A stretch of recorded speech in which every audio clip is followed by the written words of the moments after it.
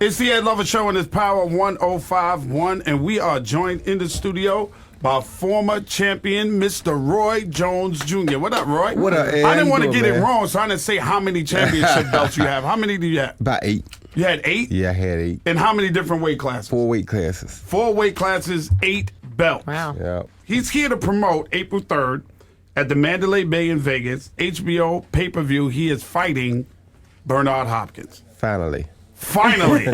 Right? Is that what y'all calling the fight? Finally? I think they couldn't call it that for some reason. For somebody had used the rights to use the title for something big before. So I don't think we were allowed to use it, but that's what we wanted to call it. Finally. Yeah, but we couldn't do that. You know, I think my first question to you, Roy, is what took so long for this fight to materialize? You know, a lot of people ask that question, and right offhand, you know, I can't really answer the question because I was always a free man, able to do whatever I wanted to do. So I was always willing, ready, and able to make the fight.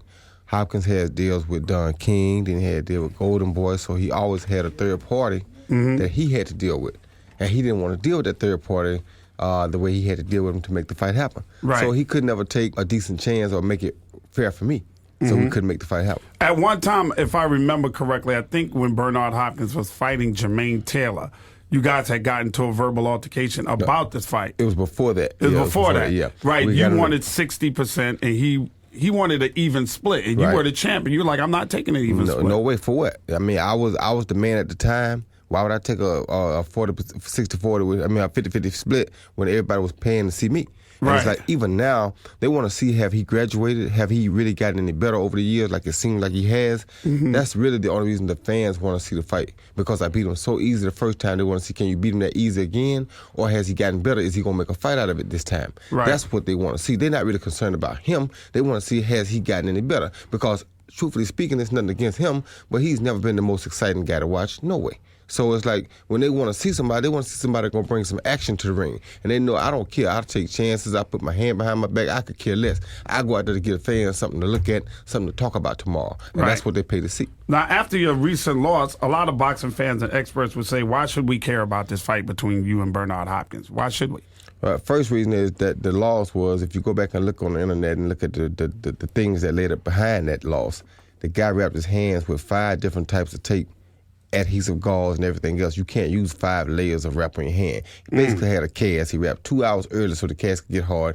Over in Australia, they got 18,000 fans out there waiting, and the commissioner tells me, either you're going to come out here or we're going to disqualify you. So my people over there argue, you're not going to make him rewrap his hands? This is unfair. You can't do that. They don't tell me because they don't want to put fear in my heart about it. So they don't tell me. So I get hit with a shot behind the head. I'm like, wow, that was that hard? So I get up, and then the ref stops the fight. I said, why are you stopping it now? I'm all right now. If you were going to stop it, you should have stopped it when I first went down.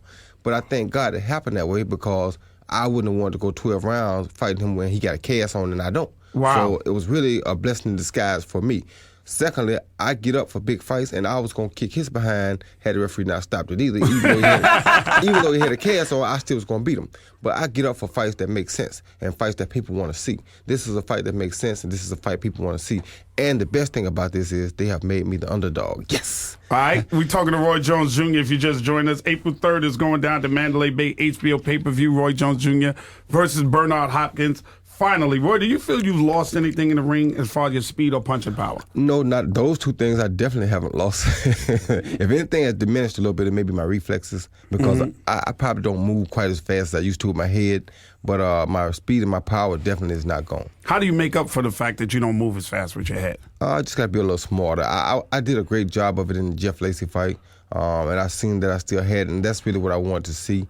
When I went to Australia, just because I had nothing else to do at the time, I had committed to a fight with that guy. So I did put a rematch clause in case he pulls something like what he pulled, so I can go back and get that back. But I wanted to fight Hopkins all along. So after I fight Hopkins, I'll go back and handle that. But right now, I got the fight that I wanted, which is Bernard Hopkins. Bernard Hopkins is coming up April 3rd at the Mandalay Bay in Las Vegas. It's on HBO pay-per-view. Mr. Roy Jones Jr., when we come back, Malika has a question for Roy. You'll hear when we come back. It's the Ed Lover Show, y'all.